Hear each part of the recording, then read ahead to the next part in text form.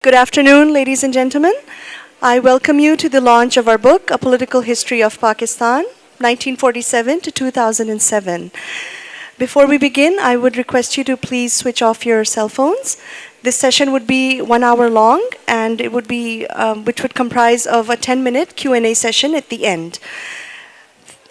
The speakers are Humayun Gohar, Ghazi Salahuddin, who will be joining us shortly. And the moderator for this session is Mr. Jahangir Ashraf Ghazi, who I welcome.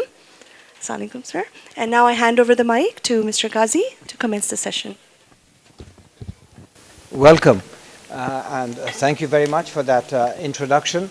We are very privileged to have Professor Vyacheslav Bieloklinitsky, who is one of the authors of this very fine book, 1947-2007, A Political History of Pakistan. And this is an example of modern Russian scholarship, which has all the virtues of Soviet scholarship minus the dogma and the ideology, which makes it much more objective and much more insightful. I've had the opportunity to sort of glance through it, and you can see it's an extremely detailed account. It's a very satisfactory account, a very good account, and it says both positive and negative things about Pakistan, which is, as it should be. And it has an emphasis on the possibilities of Pak-Russian relations. It looks at all the various phases in Pakistan's brief history, 60-odd years, right from, the 1947 time of consolidation. Then you had, the dictatorship, the democratic interlude, the various economic policies, foreign trade policies, and essential and major foreign policy relationships, including with first the Soviet Union and then Russia. I happened to be in Moscow at the time of transition, so it was a really fascinating time. And what we'll do is request the professor to talk for about 20 minutes or so, and then Mr. Humayun Gohar, who is a very famous intellectual and commentator on political affairs and literary affairs in Pakistan, to speak on the subject also with reference to the book. And then we'll hope to give you as much as is possible for question and answer, because the interactive phase is always the best phase. So thank you very much, and with these words, thank you for coming here. And welcome, Professor, once again, and please let us have your comments. Thank you, Ambassador Ghazi. Assalamu alaikum. This is really a great privilege for me to be here with you and talk about the book that has been produced recently by Oxford University Press. I would first of all thank the Oxford University Press for this book that has been published here. Yes, I would like to thank the Oxford University Press for this publication. Personally, I would like to thank Mrs. Amina Saeed for her cooperation. There are other people in the Oxford University Press whom I would like to thank, like her assistant and associates, Mrs.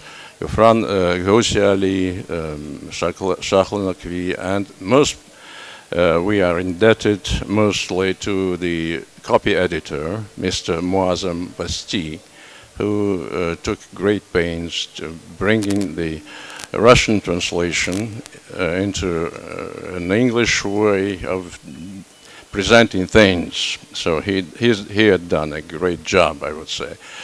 I would say a few words about the history of this story of this book. It was written in Russian for the sake of the Russian audience. I'm an associate of the Russian Academy of Sciences and belong to the Institute of Oriental, or we now prefer to say Eastern Studies. Better term now probably.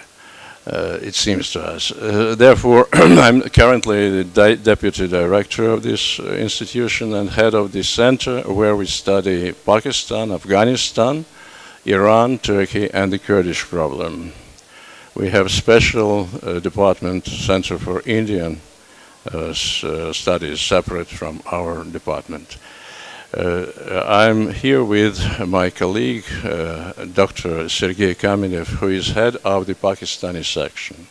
And now we presume the Soviet time arrangement that we have the special sectors or study groups dedicated to the history of countries of the East, what we say, Asia and Middle East.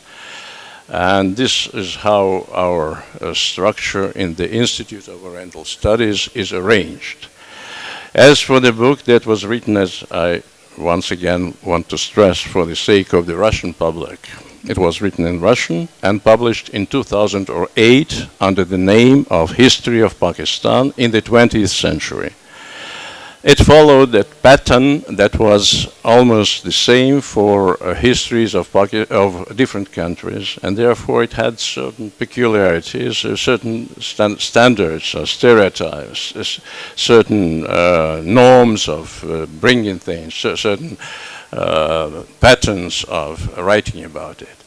Now it happens so that one of the businesswomen in Moscow, who was a widow of a Pakistani tycoon, so to say, a big rich man, Ghiyasuddin Siddiqui. His widow, Galina Siddiqui, is now the owner of the Grids company, and she gave some money to translate this Russian text into English. It has been translated in Russia. And it was actually the backbone of this book. It is the Russian, mainly it is the English text translated from Russian. But the Oxford University Press took seriously this task of bringing this book. They hesitated, I would say, frankly. And some reviewers, unknown for me reviewers, suggested to change the title of the book. We deal mainly with general history, but it is more or less political history, and therefore, thanks to that reviewers' recommendations, we have changed the name into a political history of Pakistan, and I wrote just a completely new introduction in English. And also amended and rearranged with collaboration of Mr. Vasti, as I have mentioned. So this is a sort of a new book that is before you. Of course, it is a great, I would say, challenge for a foreigner to write a book on the history of Pakistan. And really, we are not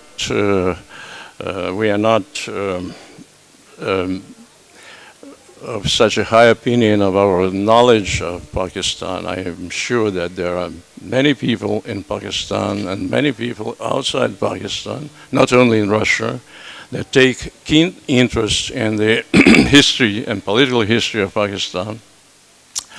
And I tried to also to show how this interest was great from the very beginning, from the very creation of Pakistan as a state, as a new state, completely new state. This is a fascinating topic for many scholars throughout the world, American, British, Indian, and as well, of course, as European, other European, German, French now write about Pakistan, and of course Indian scholarship is there.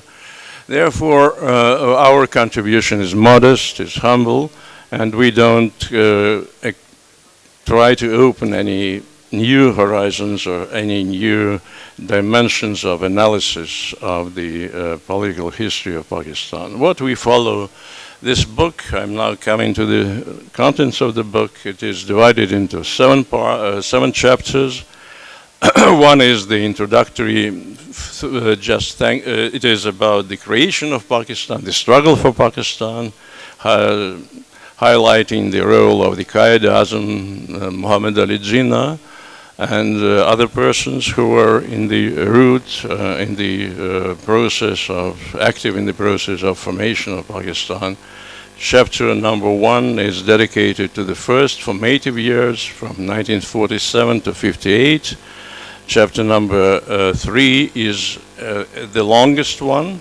It is written by my colleague, Professor Moskalenko, who was there in this field 10 years before me, and he dedicated his previous book, articles and books on these, particularly on this Ayub Khan's period. And therefore, I consider that his chapter, the third chapter, it contains the most detailed analysis. It is a reproduction of certain things that probably now is not so much in the limelight, especially the period from 1958 to 1962.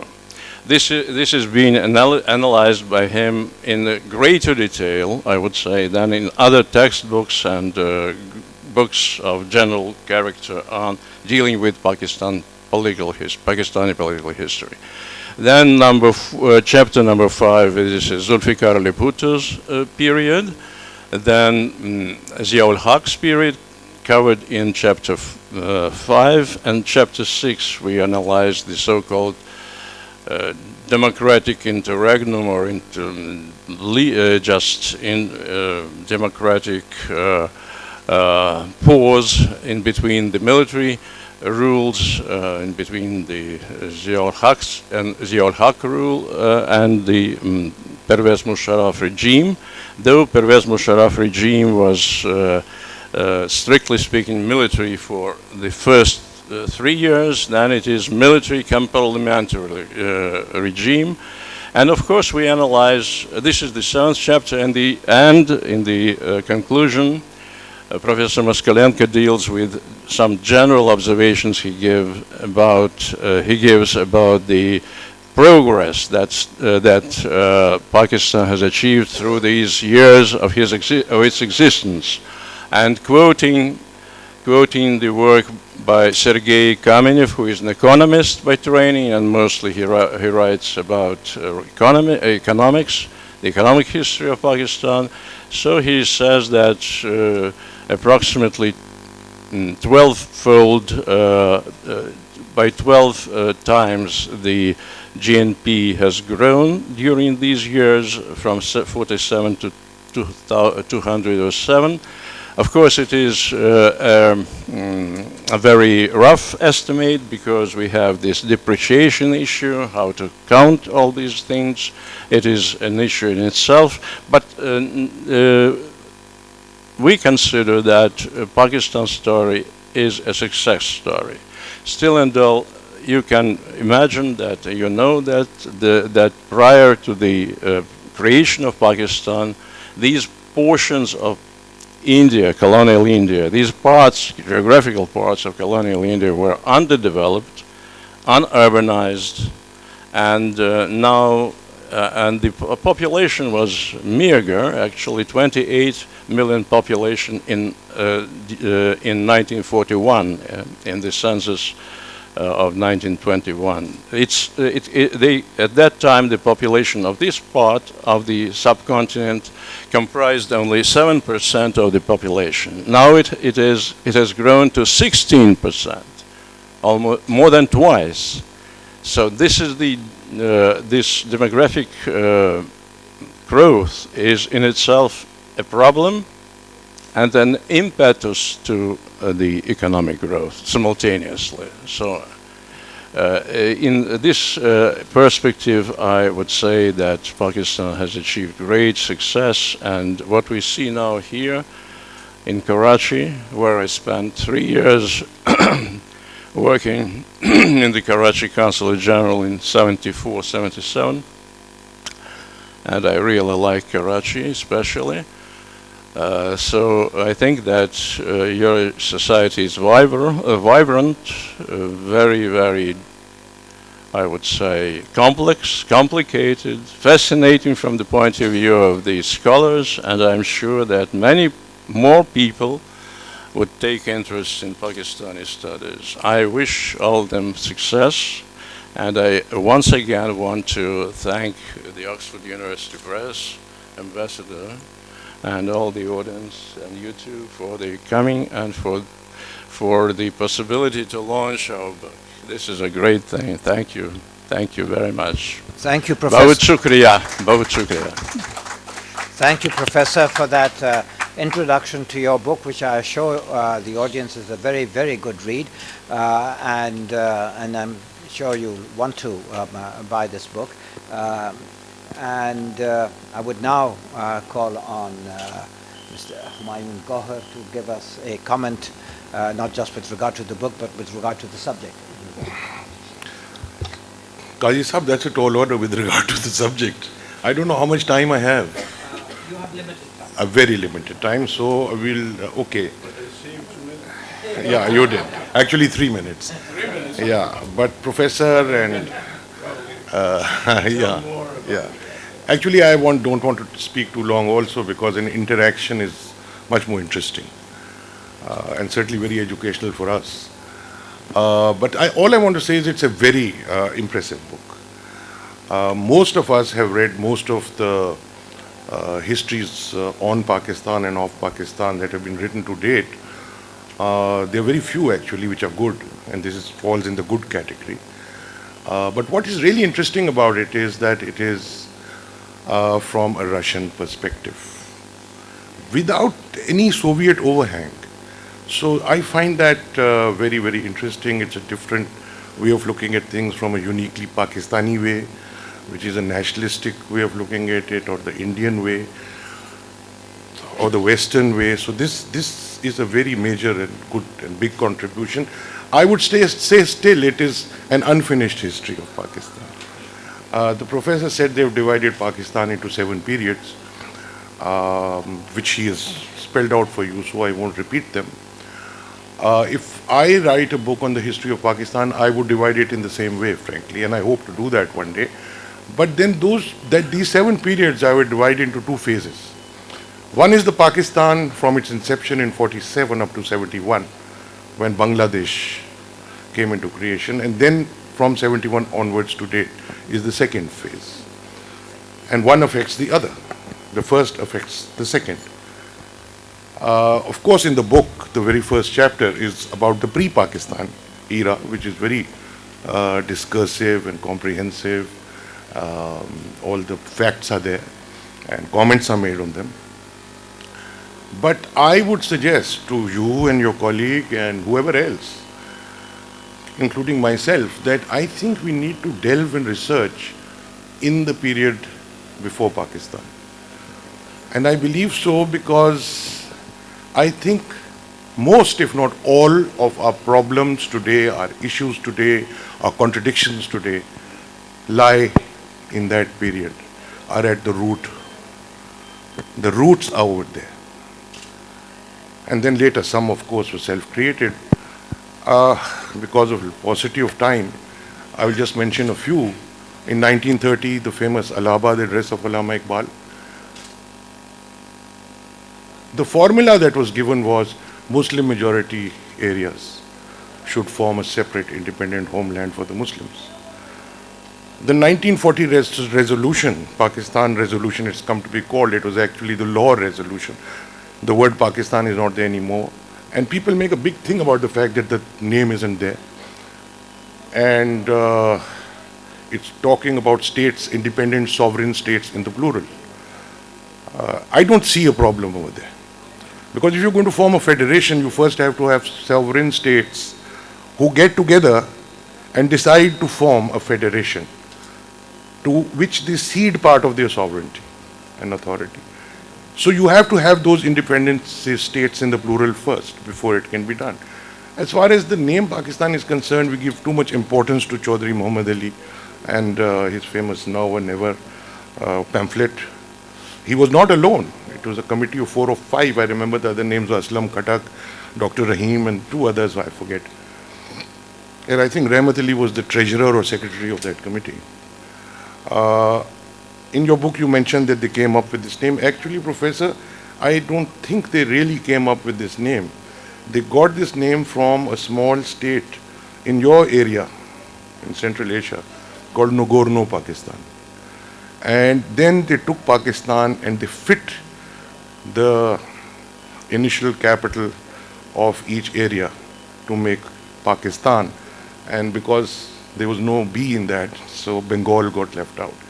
But that's not really important. What is very significant for me is the 1946 Cabinet Mission Plan, which would have kept India united as a loose confederation or even a loose federation in 3 zones, which they discuss. Zone A being Hindu majority areas, B, the Muslim majority areas in the northwest, which is more or less what is Pakistan today. And Zone C also Muslim majority areas in the east, which is more or less what is Bangladesh today. So that included Assam also, and Bihar too.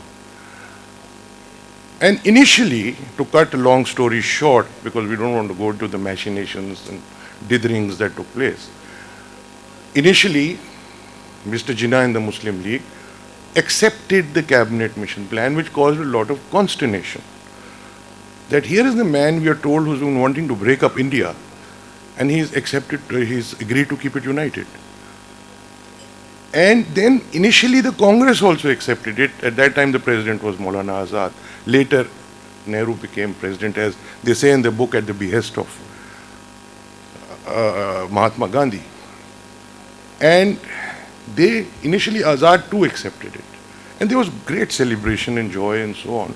But later Nehru, when he returned from his holiday at the Delhi railway station, and he was congratulated that you're the man who's been trying to keep it united, so it's worked. And he raised his walking stick and he said, who gave Mr. Azad the authority to accept the Cabinet Mission Plan? And then later he became president, the executive committee of Congress was called, and they rejected it on grounds that Her Majesty's government cannot dictate to independent India what its future constitution shall be like.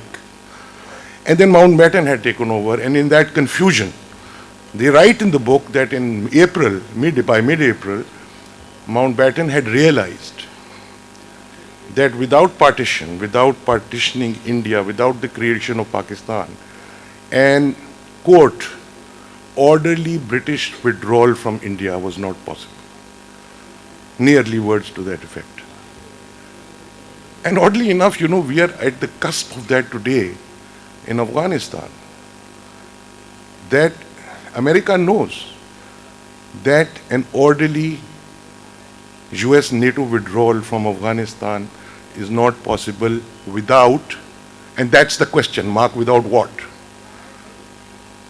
And I don't have the time to try and answer and guess what it could be. But one has to be a stable Pakistan, at least for that period till the end of next year. And then the contradictions arose when Pakistan was made. The question, why did Mr. Jinnah accept the Cabinet Mission Plan? Again, I don't have the time to go into that. Because the best answer is that that's the best he thought he could get in his lifetime. More interesting question is, why did Nehru reject it to break up India? Stanley Walpott gave me the answer. Because I said to him, my theory is that he and Vallabhbhai Patel thought that Pakistan is unviable, it will collapse and come back on its knees to India, and they'll never lift their heads again for 100 years. He said, you're completely wrong, Humayun.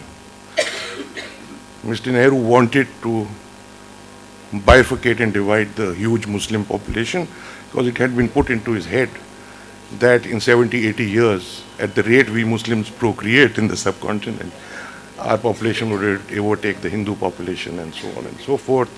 And if you have read Liberty or Death by Patrick French, he suggested that too, that it was Roosevelt's idea to create a buffer state between creeping Soviet communism, quote unquote, and India. And this Soviet communism had already found roots in the eastern part of India, roots which were there till only recently. That's one thing. But when Pakistan was made, Mr. Jinnah died within 13 months. And we got into this debate about why was Pakistan made. There was a constituent assembly. But nobody realized that this Constituent Assembly had been elected in another country, which was United India under the British. Now this was a new country and a new territory. Many of the MPs of the Constituent Assembly came from areas in India. They left their constituencies behind. So the representative character of that Constituent Assembly was not good enough. And later, when the bureaucratic coup took place after Liaquat Ali Khan's assassination, that Constituent Assembly too changed its character by fiat, by order. It took them 9 years to make the first constitution. Instead, they got involved in making what the so-called objectives resolution. The Maqasid, what were our objectives in making Pakistan? And that came nearly 2 years later. Now, have you ever heard of such a ridiculous thing? That you do something first and then 2 years later you decide why we did it. But that's what we did. And there was no need to do that. So we ended up with a woolly social contract. You see, people, diverse people get together to form a federation because they believe under this new dispensation and political and administrative and economic arrangement, our future and our progeny's future will be better. That is the social contract. What was our social contract? We are still stuck in this debate. Were we made to be a theocratic Islamic state or a homeland for the Muslims of India? Whereas we had a very clear-cut, very well-put, very succinct social contract, which was Mr. Jinnah's speech of 11th August. That is what Pakistan should have been. Instead, they came up with the objectives resolution, opened the door to the clerics and to the theocrats, and that confusion persists to this day. And that it took them 9 years to make the first 56 constitution, but they were looking for a device, which I call a satanic device, to deprive the majority of its majority to prevent the Bengalis from coming to power. Now, the will of the majority is, I am told, one of the cornerstones of democracy. So how can you deprive the majority of its majority? So it was an anti-democratic constitution made by that time, a completely unrepresentative assembly. It couldn't last. Then Ayub Khan's period, he came, he made a constitution by committee. It had good parts to it because, presidential system is what a federation needs. This parliamentary system of the British Westminster's type is meant for a unitary state, which Britain is. We are not. We are a federation, which essentially means separation between the executive and the legislature. This was our second constitution. It bit the dust as soon as Ayub Khan bit the dust. In both it was stated Pakistan is an Islamic republic. Then came the third one in 73. Again the same mistake was made, because by that time the new Pakistan had started. Mr. Bhutto's Pakistan, if you like. Bangladesh had been made. The elections had been held while in united Pakistan, East and West.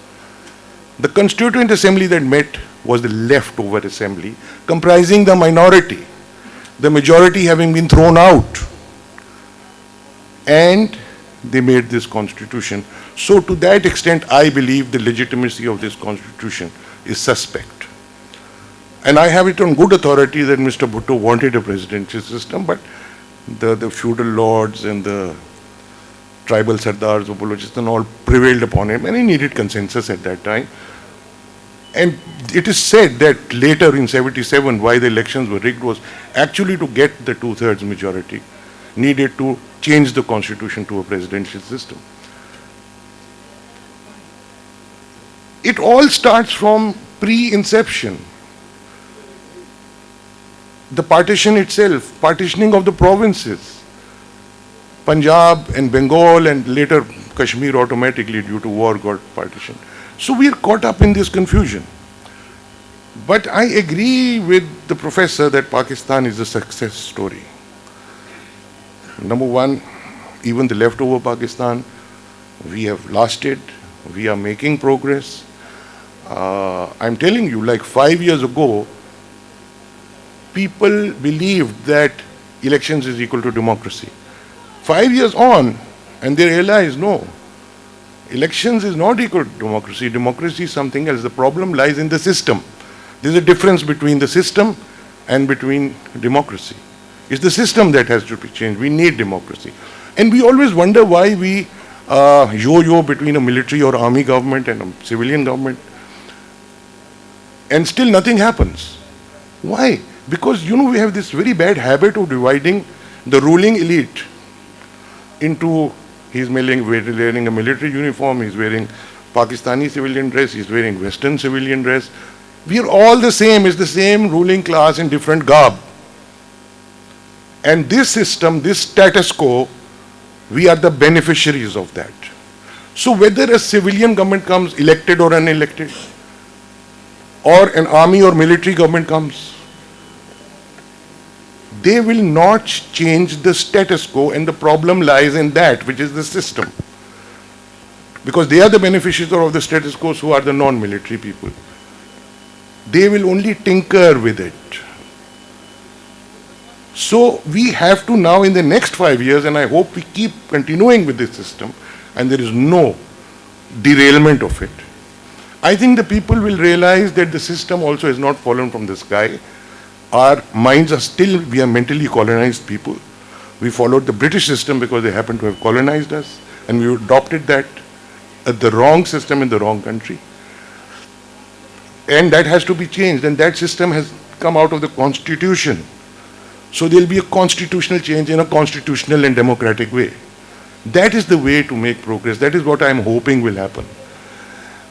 Military intervention or foreign intervention doesn't do it. But immediately right now for Pakistan, the very interesting phase is that same question you raised about the British, that the US and NATO want an orderly, peaceful, safe, honorable withdrawal from Afghanistan. But how can they do it? What is the price the peoples of Afghanistan and Pakistan have to pay? That's all I'll say. Now we'll take the question answers. Well, thank you very much. That was a very comprehensive and detailed and insightful account. I would now be throwing the floor open to questions.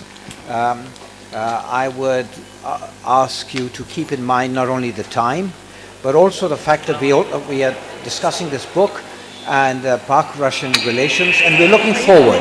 The problem with history is that we can't change it. We can quarrel over it, but we can't change it.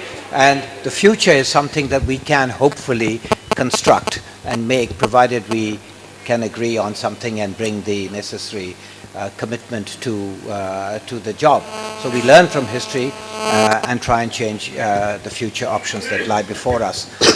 And I'd like now to invite questions on the book. May I? Yes, please. I've obviously not yet read the book. Could you just identify yourself? For yes, my name is Rehana Alam, and I'm an ordinary citizen. I have not yet read your book. But what I was very interested in was, you said it was written for the Russian audience. So would it have been read, you thought, did you think that it would be read by the general public or by people who were in your department? Would it be used as a textbook, or what was the point at that point? Thank you very much indeed for this question. I would say that this is a series of books we produce for general public. I would say it is for general public, not for some students who are interested in this field, for political science, history students, of course, for those who are, so to say, have some general interest and some interest from the point of view of their learning process. So these are twofold actually aims and twofold audience we have. And I would say that in our country there is a tradition of learning about foreign countries and about the countries of the East and the countries of the of Asia and Middle East. Russian culture was very much influenced by this interaction between these cultures of the European origin and the Islamic or Muslim origin too, because we are, as you well know, we are considered to be not a purely European but Euro-Asian country, and Euro-Asian culture is very much embedded in our culture. And therefore, we have more or less, I would say that in Russian, when we produce these books in Russian, it is not only meant for the for the present time Russian Federation readership. Russian language is used by many people living outside Russia in the former Soviet Union republics or independent states.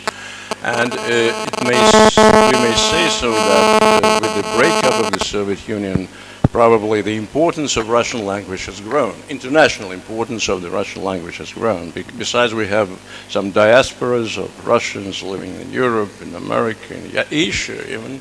There is a good number of Russians now in the Arab world, in the Muslim world. Therefore, Russian is, to a certain extent, a language for the first language of reading for many people, not only in Russia but outside Russia as well. So this is to answer your question. Yeah. Yeah, we have Mr. Javed Jabbar, and then.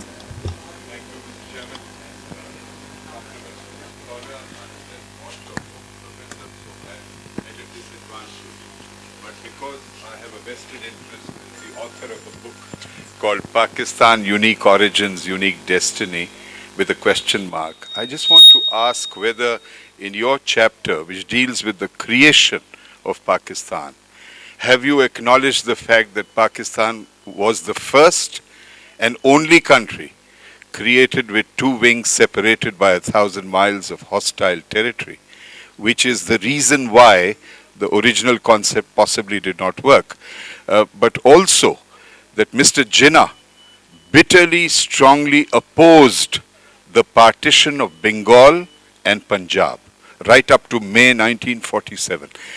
Does the book refer to these two facets? Thank you. Thank you very much for this very interesting, and though of course this question is very much well discussed and well researched, I would say, not only in our books but in the material that we used to write our book. The expression of Muhammad Ali Jinnah, mouth-rotten Pakistan. Mouth-rotten Pakistan. He did moth-eaten Pakistan. Yes, this was his famous expression for. He visualized Pakistan as a greater entity, combining, just including the whole of Punjab and the whole of Bengal. And this dream has not come true, but that was his intention, preliminary. And of course, he was of the opinion, and I can agree with esteemed Mr. Humayun Gohar, that of course the intention was probably different from the realization of the struggle that was going on there. Though I would say that Pakistan is unique, still and though it is really a unique formation, a unique state, in two senses, as you have mentioned. The first one is that it was created without any historical tradition. But what unites present-day Pakistan, it is a geography. Geography is more or less lies in the, it seems to be, just lies at the foundation stone of Pakistani nation at the moment. And this is not by chance that these two wings, Pakistan has been destroyed, has gone into oblivion. It is not a surprise for those who even witnessed the period of this existence of East and West Pakistan together. We can refer to an Australian geographer, O.H.K. Speight, who wrote his fundamental book, India and Pakistan Geography. In 1948 it was published, after the partition. He said, being a geographer, he said, I give 25 years for this state to exist. He was around only 1 year, 24 years it existed. So from the geographical point of view, it was a very unique. And another point, of course, another unique feature of Pakistan is that religion. So much, it was not a religion, but at least it was it was based on the principle of those Muslims and non-Muslim territories were divided. According to this, non-Muslim and Muslim India has been divided. According to this principle was not very strict. Regional factor was also taken into consideration, but religion, confession was very much in play during the formation years. And I have quoted in the introductory that there are only two other cases we have of such a state. Number one is Ireland. That was Irish plus Catholics. This differentiates Ireland from Northern Ireland. And another case very well known is Israel. Again, confessional, ethno-religious factors. So in the Muslim world, Pakistan is an exception to the rule. We can say that Bangladesh also, to a certain extent, is the same, because Bangladeshi identity is also based upon religion. Now we have the second, but this is actually the byproduct of the first bigger Pakistan that appeared, and that was based upon these principles. Therefore, of course, there are so many peculiar things to Pakistan, but I would say that some features, some problems you have here are not unique for the political world at large. Many problems you have, they are to a certain extent, they do exist in other countries. In India, not barring India, of course, there are many common features in this respect. Then you have some common features we have between the political system, as you have mentioned, of even Russia and Pakistan, formally speaking. But this political science and political structures, systems, as you have mentioned, they are more or less universal. We have the same kind of political systems, and we can probably differentiate between the political systems, the facade of the political system, this parliamentarian or democratic facade, and the essence of the political issues. What they call sometimes in the political sciences, political regimes, and and the way how they operate, how they just through what mechanisms they are actually implemented. So this democratic parliamentarian system, this is a superficial system, and at the core of it lies the problem of interest groups just quarreling and competing for power. This is the competition for power that lies in the background of this political struggle. So and in this sense, Pakistan is no exception to the rule. It follows the universal rules of different interest groups, what we call sometimes in our nowadays political science is rather well, at least developed, and we are trying to keep abreast of the tendencies in the world political sciences. They say corporations rule over the government, over the state. State is ruled by corporations, different kinds of corporations. I was very much impressed by Professor Mohammad Wazim was here in this chair in the morning session. He said about establishments in Pakistan, different establishments. I will not just repeat what he said, but really there are corporations at work. corporations competing interests are there, and they are lying underground. What we discuss in this book is mainly the facade story. Democracy, civilian rule, military rule. This is simply the so-called the upper strata of this political process, upper level of the political process. Something is going on between that, beneath it, and this is very important. Probably it is a decisive process that is going unseen, probably it is going behind the scenes, behind the scene. Therefore, we only touched upon it very, very casually and very cautiously, I would say. And we do it, first of all, because we don't want to touch upon certain things that are sensible, and we take into account this, sensitive, sensitive, and the other reason that we don't have an inside story. Actually, inside story is not known probably to many of you who are present here, too, and to many scholars who deal with this. But still and all, we can guess about the process that are decisive. And I agree with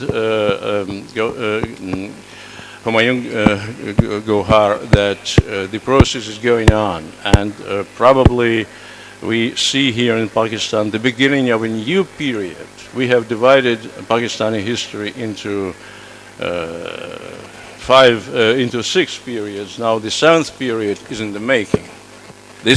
Probably this year 2013-14 is going to become a milestone in the Pakistani history, thanks to the internal and external factors, like the exit of American and NATO forces from Afghanistan. Of course, it's definitely, probably this comparison of British leaving India and American leaving Afghanistan is very much, is very illustrative and is very up to date, is very significant. Thank you. Thank you very much for that very elaborate answer. I think we have time for 2 more questions. Yes, Mr. Noorani, Ghafoor Bhai. I would like to congratulate the author of the book. So you're in the very fine tradition of Russian scholarship on the South Asia. You had a predecessor 20 years ago or more who wrote extensively in Pakistan, whom I had the honor of meeting here in Karachi in '89. My questions are addressed to Mr. Humayun Gohar's incisive analysis. Sir, I have 2 comments. One is laudable, as was Quaid-e-Azam's famous speech on 11th August 1947.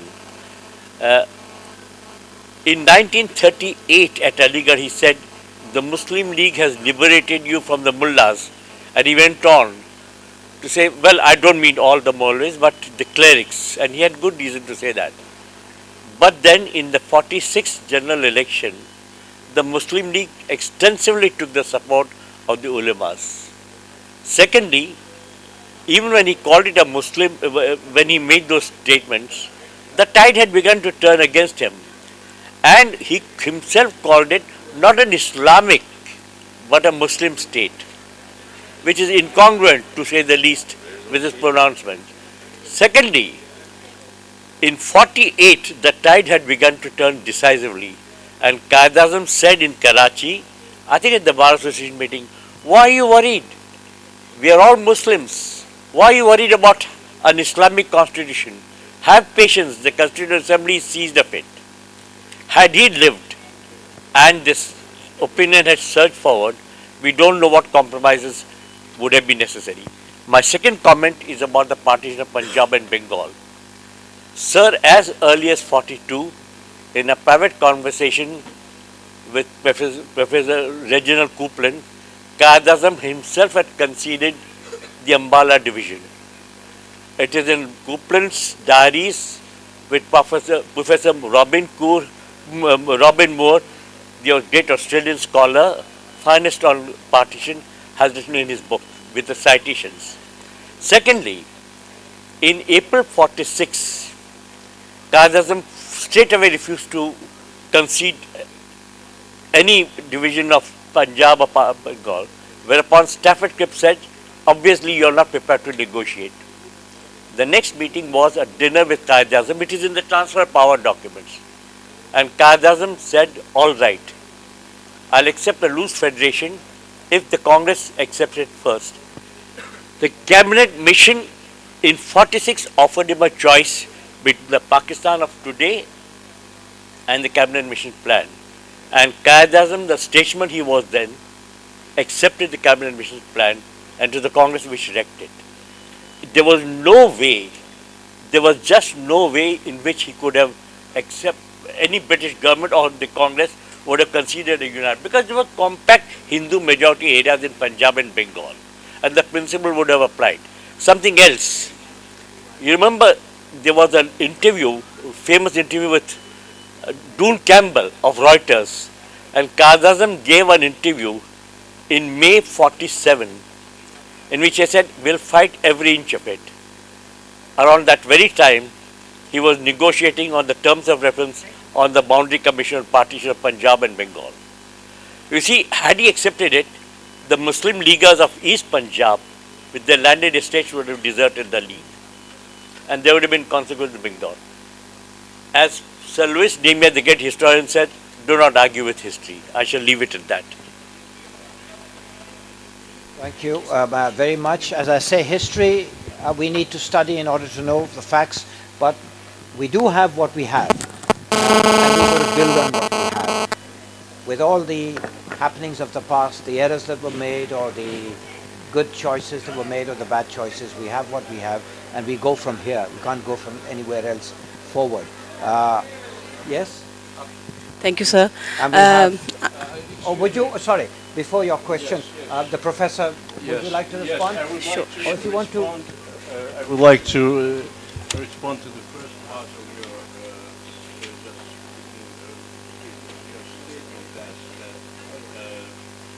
your yes, about the predecessors. I have forgotten to name the one person who was at the helm of our Pakistani studies in the Soviet Union and in Russia, Professor Gankovsky, and we dedicate this book to his memory. Very, very cherished memory for us, and we are all in debt to him. He organized and he actually managed to become the leader of the group of people dedicated to the subject. So we do remember him. May I, sir? Yeah, thank you very much. I'm Athiya Ali Kazmi from Fatma Jana Women University, Rawalpindi. Sir, thank you very much for your valuable account on this issue. My question is that if we can make a prognosis on the basis of history, in your considerable opinion, what two advices would you like to give to the leadership in Pakistan with regards, especially with regards strengthened and sustainable relationships with Russia? Thank you very much. Thank you very much. Yes, this is a very... Yes. I shall briefly tell you that we are very much in favor of good relationship with Russia, with Pakistan in Russia. This is a general feeling. What actually bothers us and what makes it rather difficult for us to establish very well entrenched and broad cooperation is the issue of India. I would say that we would like India and Pakistan become more friendly, become partners in development. And in this case, the Russian Federation would be willing to do whatever it can do to promote the good relationship with Pakistan. Therefore, the issue, we have this problem there. But on the other hand, we don't want to link this development of our relationship with Pakistan very strictly to our relations with India. The relations with India are one thing. I think that they can go parallel to each other. Probably India is more in the perspective of the Russian leadership. It is more important but Pakistan is growing its importance. I assure you that in the coming years, Pakistan would occupy bigger place in the minds of those who rule Russia. I think we've run out of time. One last question. Yes, certainly. Hello. God, joking. Hello. Is it on?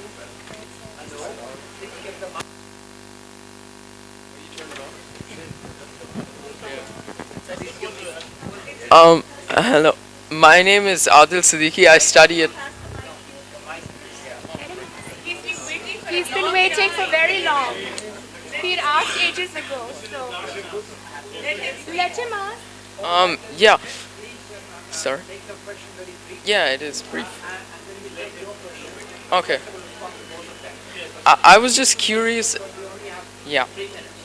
I was just curious as to what qualities a Russian perspective would lend to the history of Pakistan that a locally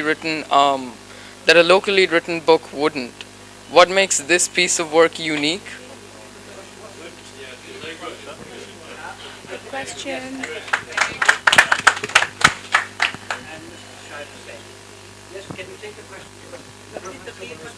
Very brief.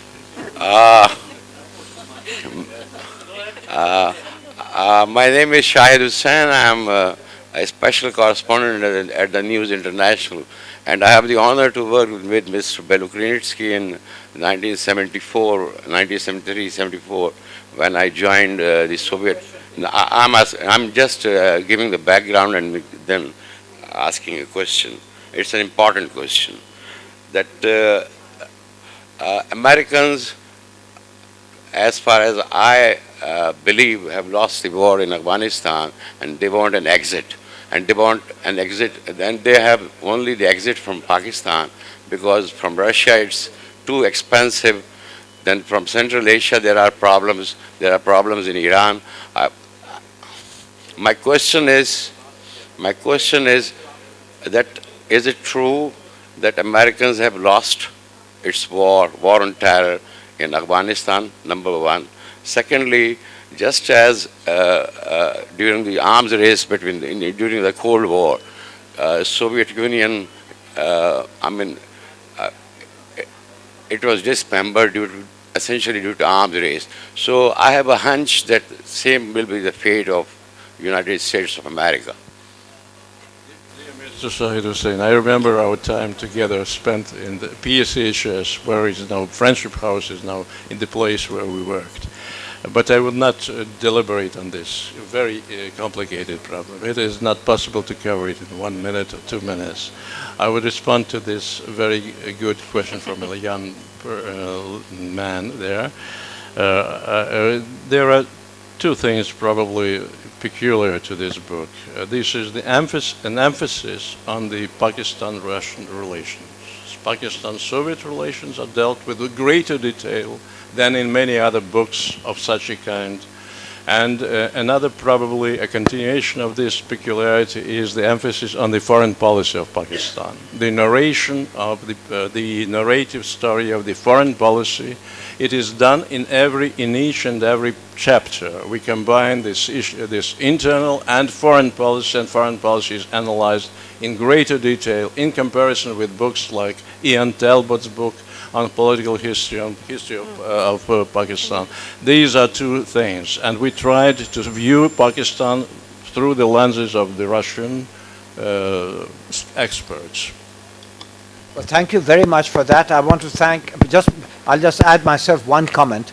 What we have found out during the course of today's discussion is that over the whole period of Pakistan's existence, 47-67, there have been two divisions. One was mentioned by Mr. Humayun Gohar, the whole Pakistan period, which went up to 1971, and then what was West Pakistan became Pakistan. And so there were two divisions. And then there was the other division between the Soviet period and the Russian Federation period. So there are two divisions to the relationship. What we do need to recognize not only the potential importance of an emerging Pakistan then that can begin to deal with its governance challenges and then realize its full potential with other countries. We also need to recognize that despite the challenges that Russia is facing today in the traumatic post-Soviet period, it is a country that will re-emerge. It is a country that will be a Eurasian power. It is a country that will not lose by the transfer of power from the west to the east, because it is as much east as it is west. So it's a very important country, and we need to always have it within our strategic calculus. With these words, I want to thank you for your patient hearing, for your questions, and in particular on your behalf, I want to thank the professor for an excellent presentation of an excellent book.